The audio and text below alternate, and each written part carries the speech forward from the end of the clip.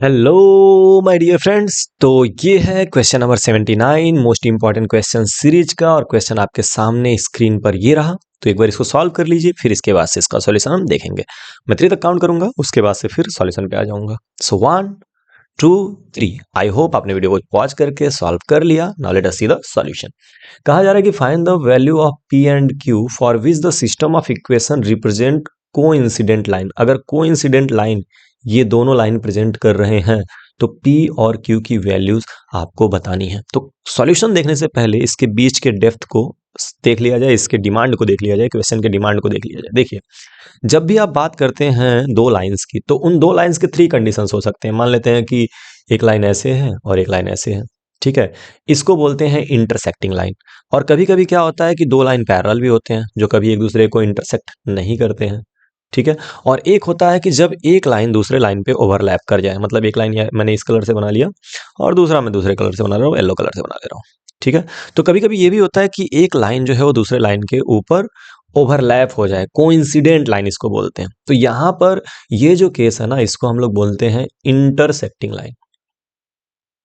Intersecting line. और ऐसे case में आपको एक यूनिक सॉल्यूशन मिलता है। देखो, ये जहां पे इंटरसेक्ट कर रहे होते हैं उसको वो यूनिक सॉल्यूशन होता है, ठीक है। ये दो लाइन, इनको बोलते हैं पैरेलल लाइन। पैरेलल लाइंस, ठीक है। पैरेलल लाइंस, और ये ओवरलैप कर जाते हैं तो इनको बोलते हैं कोइंसिडेंट लाइन। कोइंसिडेंट लाइंस, ठीक है। अब कुछ और एडिशनल इंफॉर्मेशन भी आप ले लीजिए। इंटरसेक्टिंग लाइन का जो पॉइंट है ना, वो सिंगल होता है, मतलब वो दोनों एक दूसरे को एक पॉइंट पे कट करते हैं, तो इसको बोलते हैं हम यूनिक सॉल्यूशन।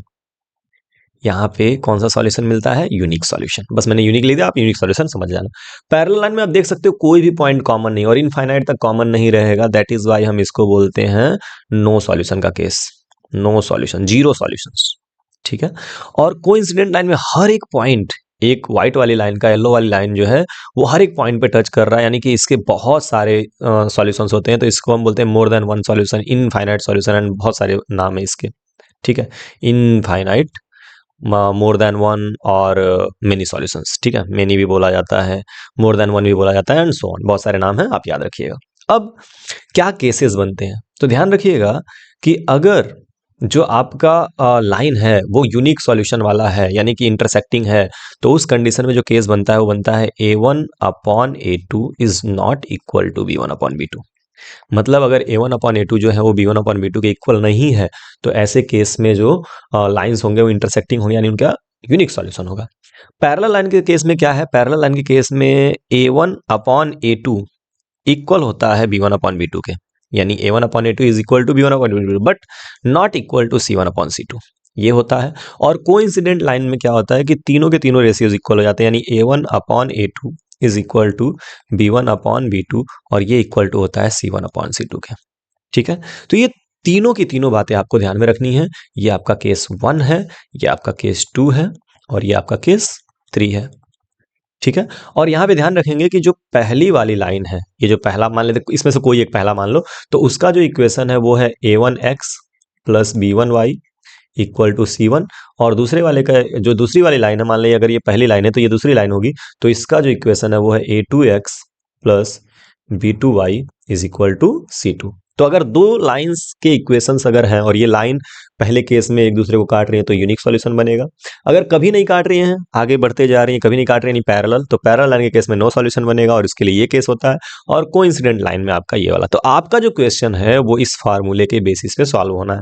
चलिए अब क्वेश्चन पे आ जाते हैं। तो सबसे पहले तो हमें ढूंढना पड़ेगा कि A1 B1 A2 B2 और C2 C1 C2 की वैल्यूज क्या है, ठीक है। चलिए मैं इसको इरेज कर रहा हूँ। तो सबसे पहले हम ढूंढ लेते हैं। तो पहला इक्वेशन जो हमारे पास है ऊपर वाला, वो क्या है? वो है आपका 2x plus 3y equal to 7। ये पहला इक्वेशन, इसको इक्वेशन नंबर 1 हम लेट कर ले। तो इक्वेशन नंबर 1 से हमको क्या मिलेगा? x के बगल वाला जो होगा वो A1 हो जाएगा, यानी A1 की वैल्यू हो जाएगी 2, कॉमा y के बगल वाला B1 हो जाएगा, यानी B1 की वैल्यू हो जाएगी 3। And what is the value of C1? तो C1 की वैल्यू जो हो जाएगी वो 7। मतलब पहले इक्वेशन से A1 B1 और C1 मिलेंगे और उसकी वैल्यू हमने लिख दी। x के बगल वाला हमेशा याद रखिएगा A होता है यानी A1 होता है, y के बगल वाला B होता है यानी कि B1, और कांस्टेंट जो होता है वो C होता है यानी कि C1। अब दूसरे इक्वेशन में हम लिखेंगे तो दूसरा इक्वेशन जो है वो है P plus Q plus 1 into X plus P plus 2Q plus 2 into Y, और ये इक्वल टू दिया हुआ है 4 P प्लस क्यू प्लस 1 ये। ठीक है, तो अब इसमें देखा जाए तो x के बगल में अब इसमें A2 मिलेगा, है ना, और क्या मिलेगा, B2 मिलेगा, ऑफ कोर्स मिलेगा, और क्या मिलेगा, C2 मिलेगा। ठीक है, तो A2 की वैल्यू क्या होगी, तो x के बगल में A होता है तो A2 की वैल्यू हो जाएगी P plus Q plus 1। What is the value of B2, B2 की वैल्यू क्या होगी, तो B2 की वैल्यू होगी P प्लस 2Q प्लस 2। देखो y के बगल में जो पूरा ब्रैकेट है P प्लस 2Q प्लस 2 वो हो जाएगा, कॉमा, और C2 की वैल्यू क्या होगी, तो C2 की वैल्यू हो जाएगी 4P plus Q and bracket में प्लस 1। तो अब हमारे पास A1 B1 C1 है, A2 B2 C2 है। अब हम अपना काम कर सकते हैं। ये इक्वेशन नंबर 2 था, तो इक्वेशन 1 से हमको ये वैल्यू मिली और इक्वेशन 2 से हमको ये वैल्यू मिली। तो चलिए इन दोनों वैल्यूज को हम नेक्स्ट पेज पर लेकर के चलते हैं सॉल्व करने के लिए। तो ओहो हो, एक सेकंड, ये कुछ ज्यादा ही छोटा हो गया था। चलिए इसको लेके चलते हैं नेक्स्ट पेज पे। ये A1 B1 और C1 हो गया, और उसके बाद से A2 B2 C2 को भी उठा लिया जाए, तो ये हो गया हमारा A2 B2 और C2। ठीक है, A2 B2 एंड C2। चलिए अब फॉर मेनी सॉल्यूशंस फॉर को इंसिडेंट लाइन लिख लो, जब जो दिया है वही लिख लो, को इंसिडेंट लाइन। को इंसिडेंट लाइन्स के लिए क्या होता है कि A1 upon A2 is equal to हो जाता है B1 अपॉन B2, और ये इक्वल टू हो जाता है C1 अपॉन C2 के। बहुत ध्यान से रखो, अब वैल्यूज रख दो फटाफट।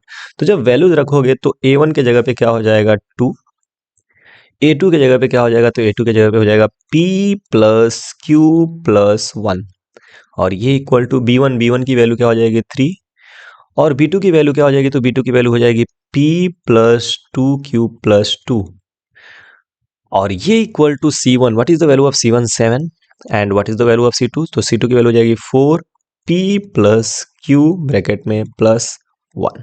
ठीक है, तो इस तरह से हम देखते हैं कि हमारा जो है पूरी तरह से ये सिस्टम जो है वो वैल्यूज में आ गया। अब एक बार इन दोनों को साथ में ले लो और एक बार इन दोनों को साथ में ले लेना, आपकी मर्जी, आप किसी को भी साथ में ले सकते हो। तो पहले मैं इन दो को साथ में लूंगा, किन दो को, ये जो दोनों दिख रहे हैं इन दोनों को साथ में ले लेते हैं।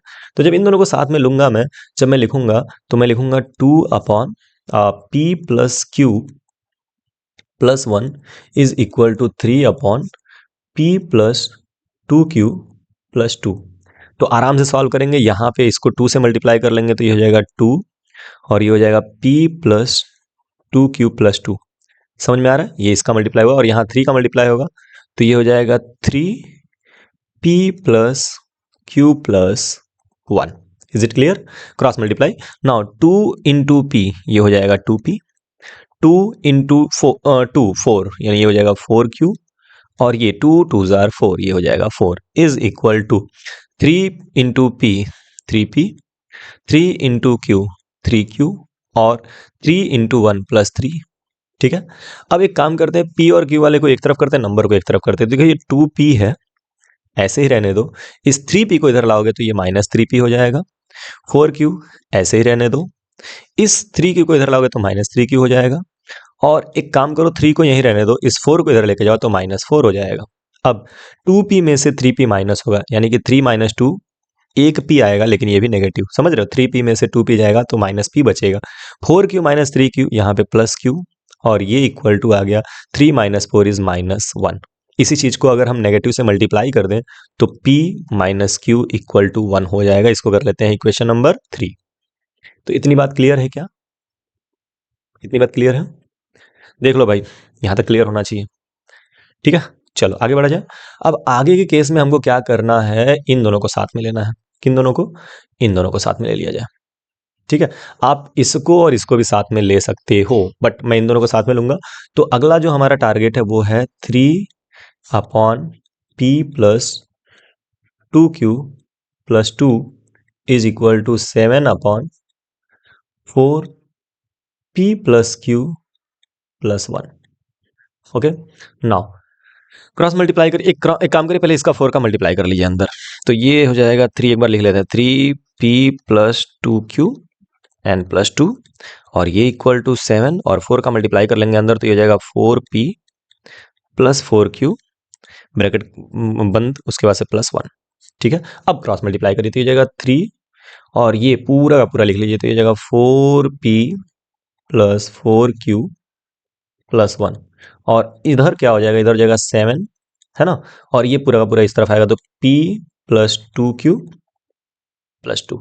नाउ डू मल्टीप्लाई, तो 3 into 4, 3 into 4 is 12, 12p plus 3 into 4 12q plus 3 into 1 3 is equal to 7 into p 7p, इसको हटा लेते हैं, और 7 इंटू 2q, तो 7 टू जार 14q, और ये 7 टू जार 14।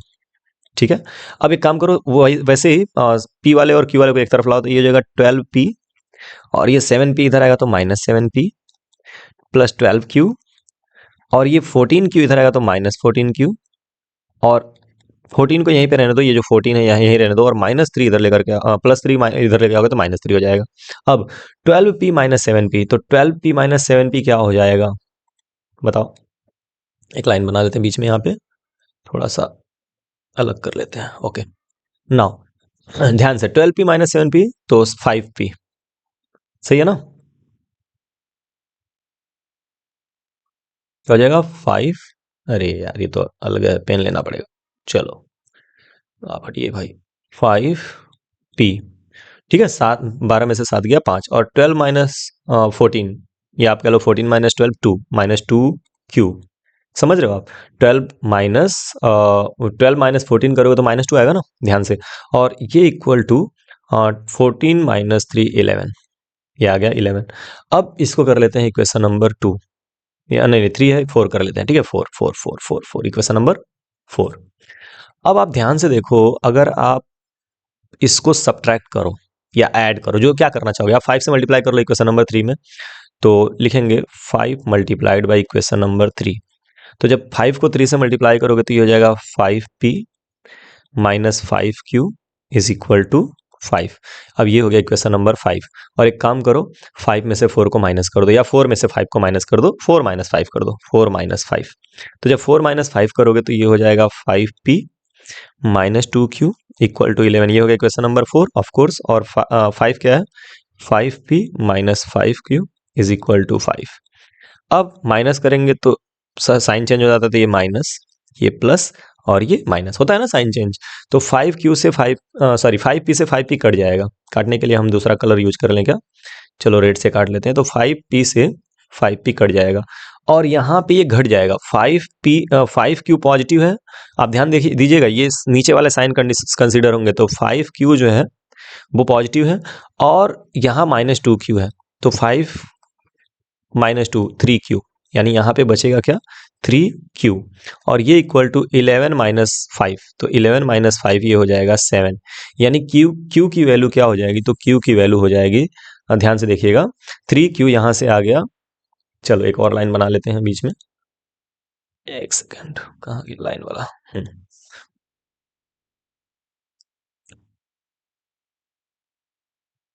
ना ध्यान से देखिएगा, तो यहाँ से 14 माइनस 3 इज 11, ऑफ कोर्स 11 ही होगा ना, हाँ ठीक है, तो यहाँ से अब आप ध्यान से देखिए, ये आपका 3q इज इक्वल टू आ गया 7, तो यहाँ से q की वैल्यू आ जाएगी 7/3, ठीक है, तो q की वैल्यू तो मिल गई।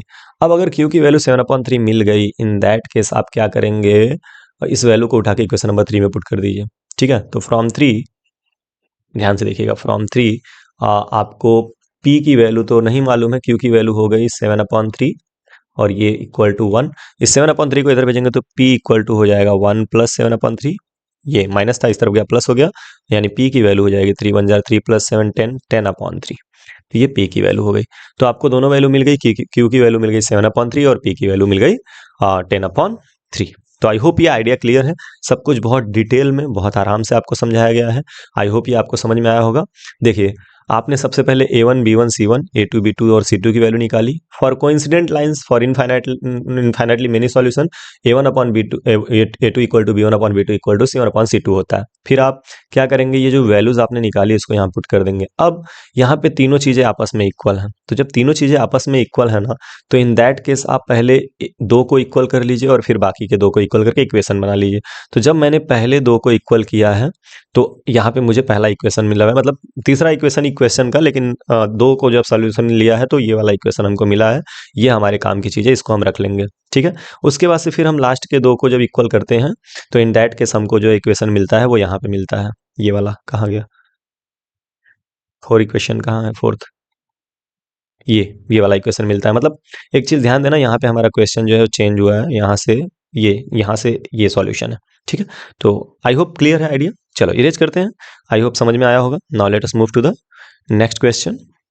तो आपके सामने अगला सवाल ये रहा, वर्ड प्रॉब्लम है सेम चैप्टर का। तो इसको जरूर करिएगा कि 2 men and 7 boys can do a piece of work in 4 days. It is done by 4 men and 4 boys in 3 days. How long would it take for 1 man or 1 boy to do it? ठीक है, 2013 का question है, जरूर attempt करिए। मिलते हैं next video में, तब तक के लिए बाय बाय, पढ़ते रहिए और खूब आगे बढ़ते रहिए।